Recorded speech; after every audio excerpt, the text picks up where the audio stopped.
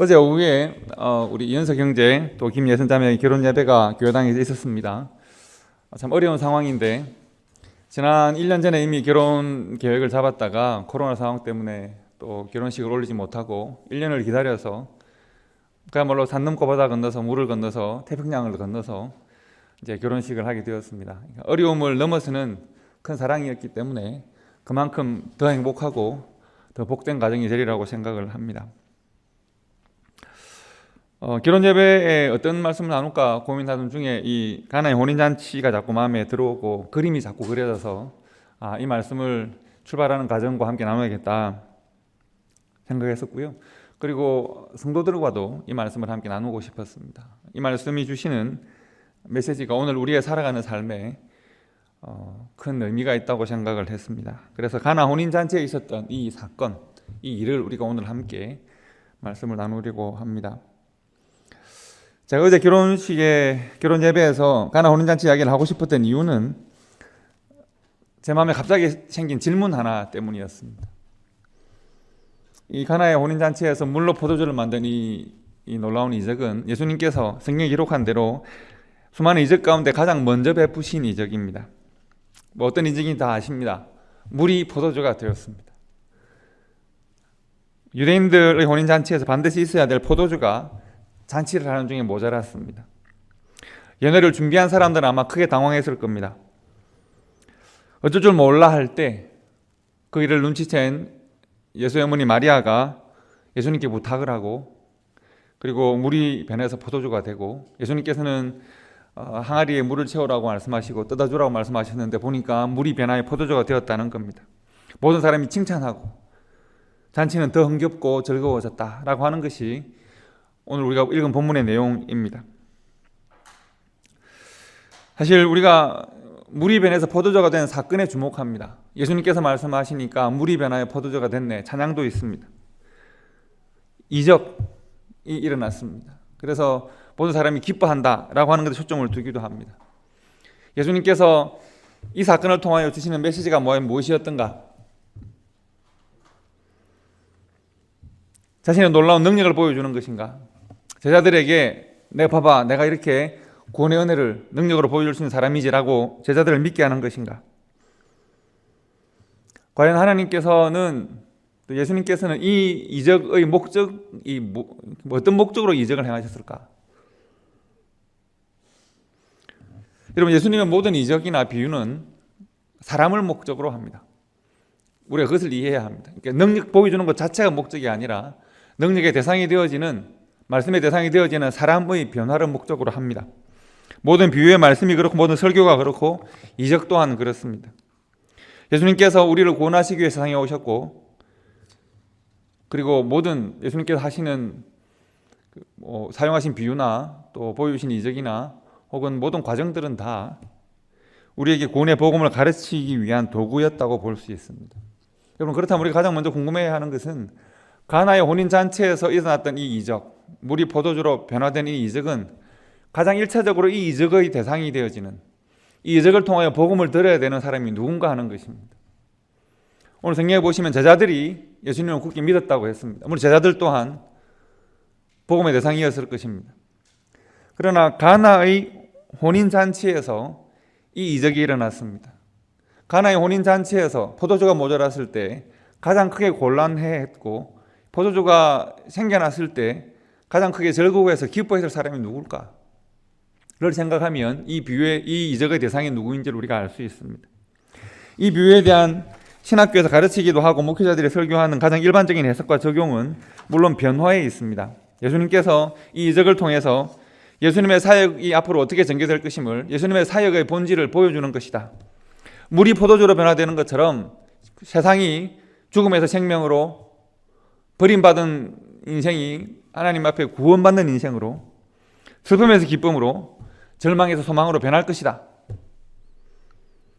라고 하는 메시지가 이 안에 숨어 있다는 것입니다. 저도 크게 동의하는 바입니다. 그렇게 메시지를 해석하고 읽어도 나쁘지 않겠습니다. 그러나 왜 하필이면 혼인잔치에서 그것도 포도주가 모자라는 상황에서 굳이 변화의 복음을 이적을 통하여 보여주셨어야 할까? 저는 아까 말씀드린 대로 이 이적의 대상이 되어지는 가장 1차적 사람이 누굴까를 한번 고민할 필요가 있다고 생각합니다. 그동안 물이 포도주로 변했고 예수님이 이적을 보여주셨다라고 하는 것 자체에 집중하다 보니 우리가 정말 만나야 되었지만 외면했던 두 사람이 있습니다. 그럼 가나의 혼인잔치에서 누가 주인공입니까? 그리고 이 이적을 행했을 때 누가 가장 기뻐하고 좋아했을까요? 당연히 신랑과 신부입니다. 신랑과 신부는 과연 예수님의 이 이적에 대하여 어떤 반응을 보이고 그 이후에 어떻게 되었을까? 우리가 한 번쯤 궁금해할 필요가 있지 않을까요? 포도주가 모자랐을 때 가장 크게 곤란했을 두 사람, 혼인잔치의 주인공이면서 축복받아야 하고 하객들로부터 칭찬을 받아야 하고 그리고 하객들을 대접해야 하고 이런 모든 책임을 다 가지고 있는 두 사람, 바로 신랑과 신부입니다. 그래서 제가 제 자신에게 던진 질문은 바로 이것입니다. 이 질문 때문에 이 말씀을 하게 되었다고 말씀드렸습니다. 이 질문은 뭔가 하면 그러므로 이 잔치의 두 주인공인 신랑과 신부는 나중에 행복하게 잘 살았을까 하는 것입니다. 성경이 더 이상 말해주지 않기 때문에 잘 알 수는 없습니다만 여러분은 어떻게 생각하십니까? 오늘 예배 참석한 집사님도 한번 생각해 보실랍니까? 이 두 사람은 잘 살았을까요? 잘 못 살았을까요? 잘 살았을 것 같습니까? 또 다른 분들은 윤 집사님 어떻게 생각하십니까? 잘 살았을까요? 잘 못 살았을까요? 고기를 좀 드시고 말씀을 해주시면 이 사람들은 잘 살았을까요? 못 살았을까요? 잘 모르시겠죠. 사실 성경이 말해주지 않습니다. 하지만 우리가 한번 생각해 볼 수 있지 않을까요? 상상해 볼 수 있지 않을까요? 결혼을 하는데 이제 혼인 잔치를 성대하게 많은 사람들 초대해서 벌였는데 문제를 만났습니다. 어려움을 만났습니다. 혼인 잔치가 즐겁고 흥겹고 그야말로 오랜 시간 동안 유대인들은 날을 재면서 혼인 잔치를 하는 것인데 그래야 되는데 이게 어떻게 하다 보니까 혼인 잔치가 흥이 다 깨어지게 생겼습니다. 왜 이것밖에 준비를 못했냐고 서로 비난할 수 있습니다. 왜 이렇게 했냐고 누구 책임이냐고 따질 수 있습니다. 만약 하인이 준비를 못했으면 하인을 경을 칠 수도 있습니다. 그래서 저는 이 두 사람이 행복하게 살지 못했을 가능성이 있다고 생각합니다.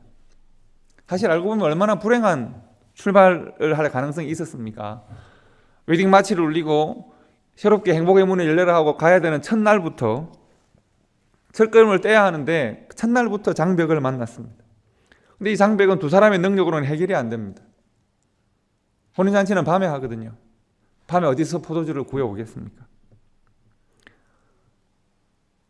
첫날부터 장벽을 만났는데 그 장벽은 스스로 해결할 수 없는 장벽입니다. 신랑과 신부가 잘못했다고 말할 수 있나요? 신랑과 신부가 도대체 포도주를 준비하러 다니지는 않잖아요. 누군가 준비해야 될 책임을 맡은 사람이 있을 텐데 그 사람의 잘못으로 신랑과 신부가 크게 곤욕을 당하게 생겼습니다. 하객의 숫자를 잘못 계산할 수도 있습니다. 우리는 한 100명 오기 생각을 했는데 1000명이 왔을 수도 있습니다. 그러나 잘못이죠. 내가 잘못하지 않았는데 책임은 내가 져야 하는 상황? 여러분 이런 일을 만나보신 적은 없으십니까? 도대체 내 삶이 왜 이렇게 어려워졌을까? 근데 생각을 해봐도 도대체 하나님 내가 무엇을 잘못했습니까? 우리 인생에는 이런 일들이 종종 실은 발생합니다. 내가 잘못하지 않은 일에 대한 책임을 질 때가 많습니다. 잘못은 저 사람이 혹은 그가 혹은 누가 알지 못하는 사람이 잘못을 했는데 내가 삶으로 감당해야 합니다. 정말 억울하지 않습니까? 만약 내가 잘못하고 내가 그 책임을 져야 한다면 나는 논리적으로 이해할 수 있습니다. 예를 들면 야곱의 삶은 계속 힘들죠. 야곱이 야복 강가에서 하나님 날 좀 살려주십시오라고 하나님께 매달리는 것은 그래서 고난이라고 말할 수가 없습니다. 왜냐하면 야곱은 에서를 속인 적이 있으니까요. 아버지를 속인 적이 있으니까요. 삼촌을 속인 적이 있으니까요. 그 결과로 내가 어려움을 당해야 한다면 생각해 보면 내가 지금 어려움을 당한 이유는 내가 잘못 선택하고 판단했기 때문이지 라고 하면 그것은 고난이라고 말할 수가 없습니다. 그런데 요셉은 다르죠. 요셉은 태어나서 얼마 지나지 않아서 어머니가 라헬이 죽고 형들이 나를 미워하고 형들이 나를 죽이려고 하고 형들이 나를 애굽의 노예로 팔았습니다. 그런데 왜 도대체 내가 이런 고난을 당하지 생각해 보면 어린 야곱이 도대체 잘 이해할 수 없습니다. 보디발의 아내가 나를 좋아한다 그러더니 또 나를 모함해서 감옥에 보냈습니다.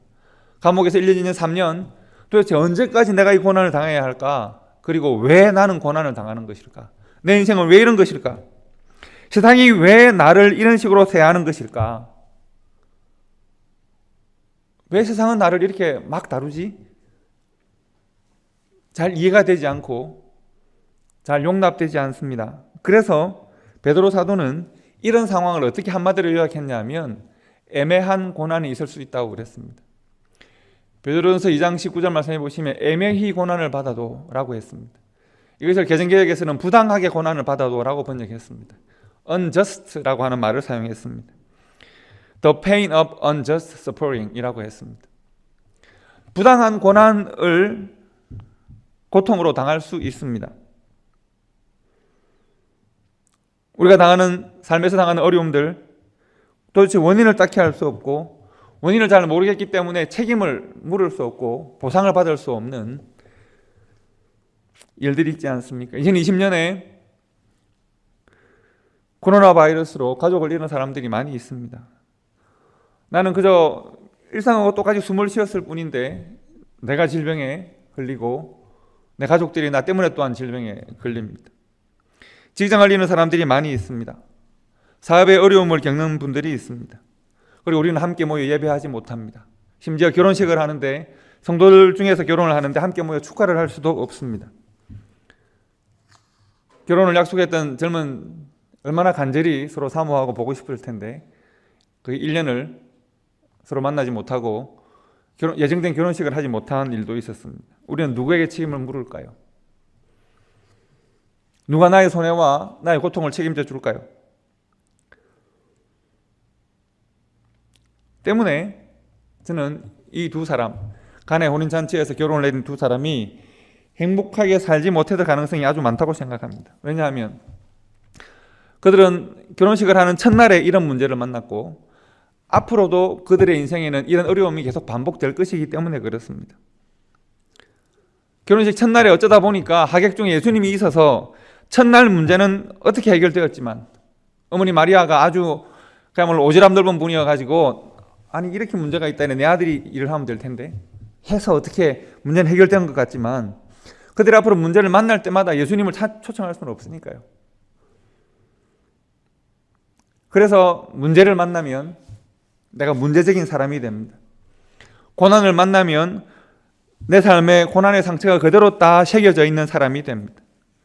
유혹을 만나면 유혹의 사람이 되고 시험을 만나면 시험에 빠지는 삶을 삽니다. 상황의 변화가 나의 삶을 결정하는 삶을 삽니다. 세상이 내 마음의 모양을 만들고 세상이 내 삶의 모양을 조형합니다. 그래서 세상이 주는 고난과 고통의 흔적들이 그대로 남아있는 삶을 내가 살아갈 수밖에 없다면 결혼식 첫날부터 어려움을 겪는 이 가정은 아마도 계속된 어려움에 노출되고 어려움이 만드는 그들의 삶으로 어려움이 그대로 각인된 삶으로 살아가게 될 가능성이 많다고 생각합니다. 여러분은 어떠십니까?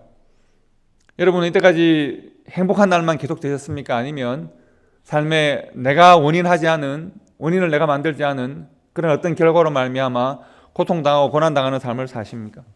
그리고 세상이 우리를 다루는 방식, 세상이 우리를 만지는 그 방식 그대로 우리의 마음이 점점 조형되고 우리의 삶은 그렇게 조형되고 있지는 않으십니까? 반대로 이 두 사람이 행복으로 빛나는 삶을 살 수도 있습니다. 집사님 말씀하신 것처럼 두 사람은 행복하게 살았을 겁니다. 그렇게 예상을 할 수도 있겠습니다.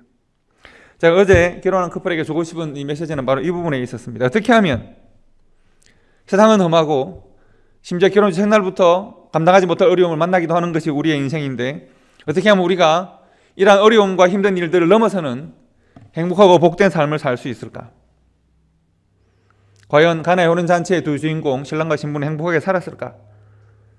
성경이 이 두 사람의 삶의 결과를 말해주지 않아서 상상할 수밖에 없지만 저는 이 두 사람이 행복하게 살아갈 가능성도 아주 많다고 생각을 합니다. 그런데 그렇게 살기 위해서는 조건이 필요합니다. 이 두 사람이 결코 잊을 수 없는 곤란함과 혹은 어려움에 역전되어지는 경험을 지금 하지 않았습니까? 잔치를 망칠 뻔하다가 더욱 기쁘고 더욱 즐거운 잔치를 하게 되었습니다. 내가 원인을 만들지 않았는데 결과를 감당해야 되는 이때 누군가 나의 이 억울한 결과를 책임져 주는 분이 나타났습니다. 물의 변에서 포도주가 되었고 두 사람은 기쁨의, 영광의, 즐거움의 잔치를 마칠 수 있었습니다. 그리고 앞으로 이 두 사람이 앞으로 만날 어떤 세상의 어려움 속에서도 계속되게 역전되어지는 어려움이 기쁨으로, 고난이 감사로 바뀌는 삶을 살아가기 위해서 그들이 해야 할 일이 있습니다. 저절로 그런 일들은 만들어지지 않습니다. 예수님께서 그들에게 보여주신 이 이적을 통해서 그들이 배워야 하고 그들이 실천해야 될 중요한 것이 요약하자면 두 개가 있습니다. 여러분, 하나 기억하셔야 될, 생각하셔야 될 것이 하나 있습니다. 예수님의 사역의 시작이 가나의 혼인잔치에서 물로 포도주를 만드신 것이라고 하면 예수님의 사역의 마지막은 무엇이었습니까? 마가의 다락방에서 예수님께서 떡을 나누시고 잔을 나누신, 우리가 최후의 만찬이라고 하는, 성찬식이라고 부르기도 하는 바로 그 장면입니다. 예수님은 가나의 혼인잔치 사역을 시작하시고 제자들과 함께 만찬을 나누시면서 사역을 마치셨습니다. 예수님께서 사역을 마치실 때, 제자들과 함께 만찬을 나누실 때 제자들에게 부탁하신 말씀을 기억해 보십시오. 예수님께서는 어떤 것을 부탁하셨습니까? 예수님은 내가 너희들에게 떡을 나누고 잔을 나누는데 이 사건을 기억하라고 말씀하십니다. 그리고 나를 기념하라고 말씀하십니다.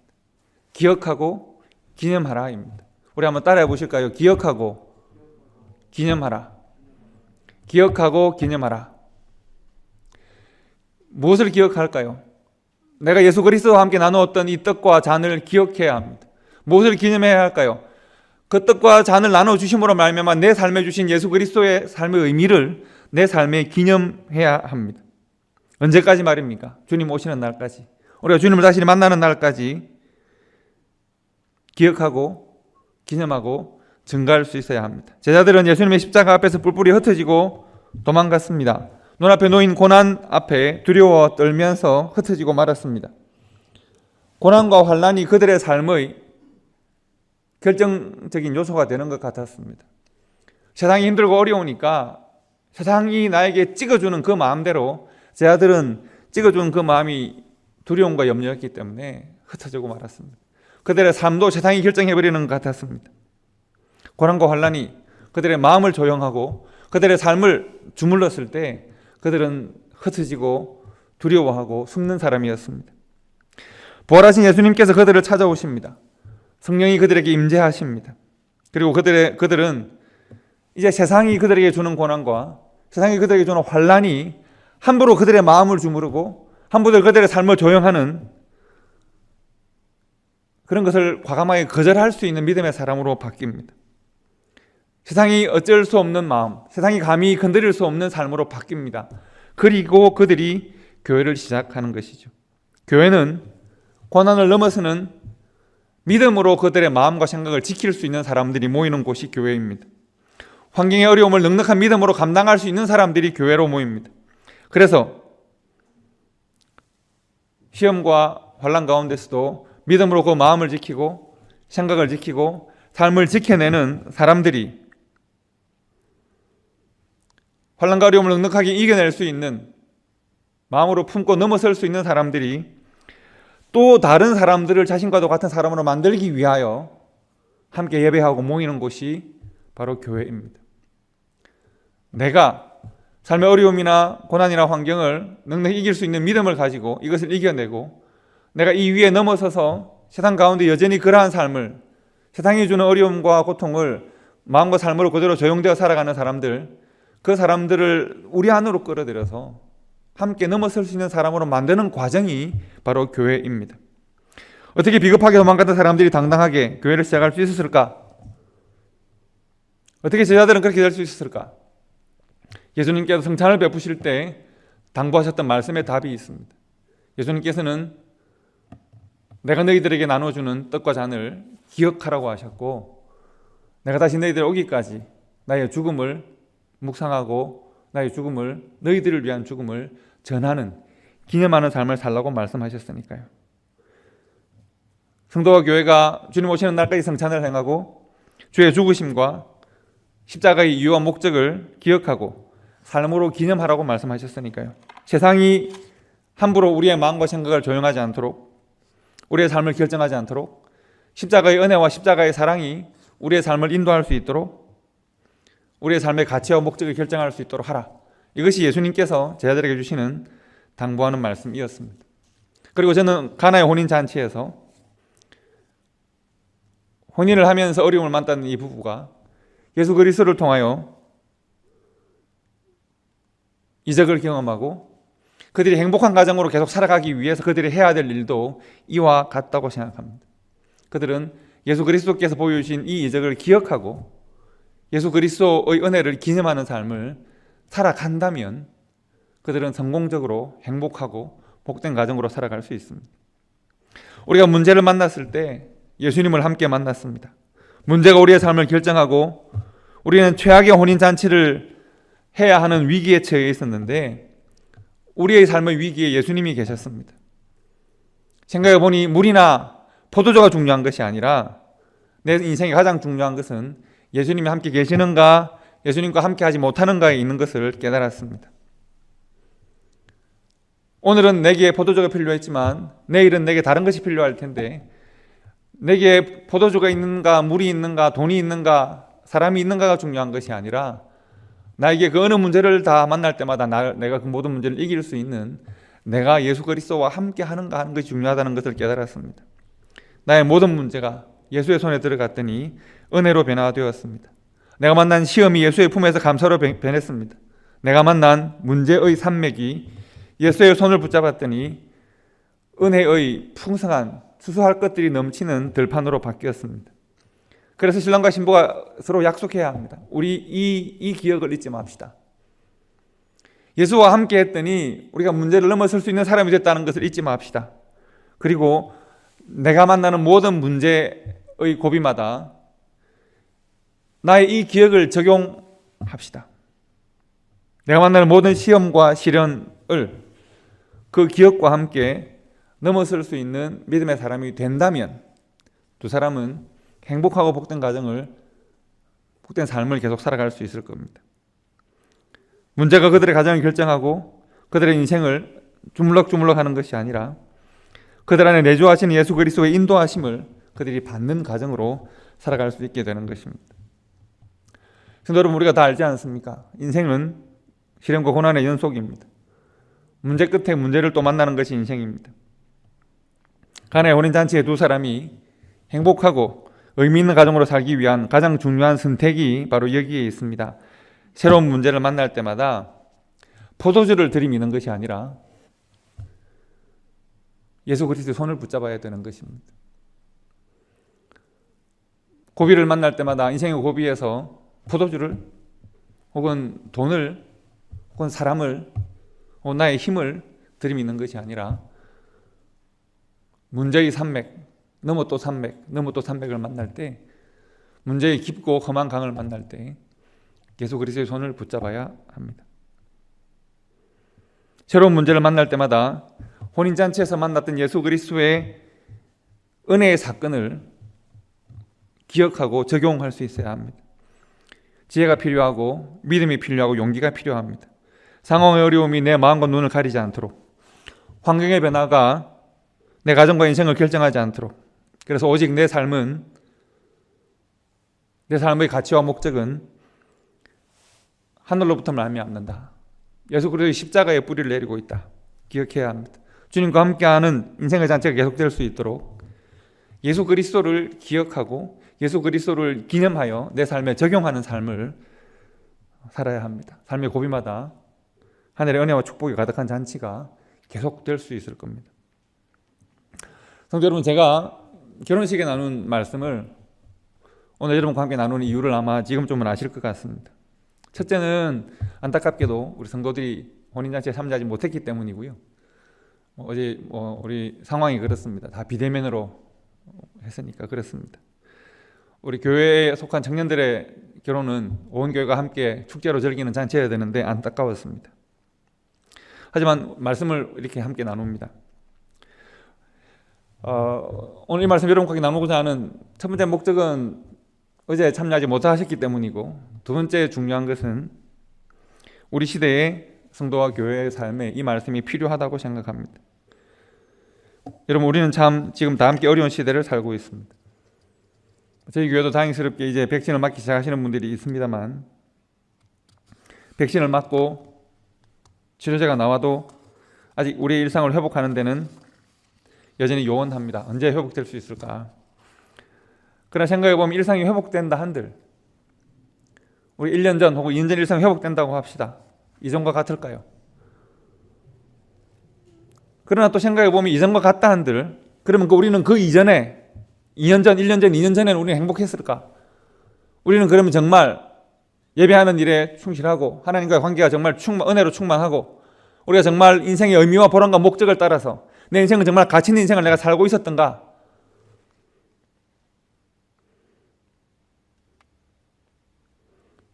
그렇지 못할 수도 있지 않습니까?